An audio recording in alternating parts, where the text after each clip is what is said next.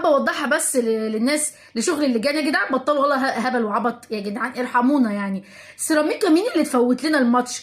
هو يعني عشان خاطر الراجل اتنزل لنا عن التذاكر علشان عارف ان ده ماتش نهائي دوري وماتش حاسم وممكن نكسب فيه الدوري، فالناس عايزه تفرح، وما احنا لعبنا معاه كتير عمره ما عملها يعني، اشمعنى المره دي بس؟ عادي يعني، يبقى خلاص هيفوت لنا الماتش. ابو العينين بتاع عدي الكابتن تيتو عيوني مخزن النادي الاهلي هيفوت للزمالك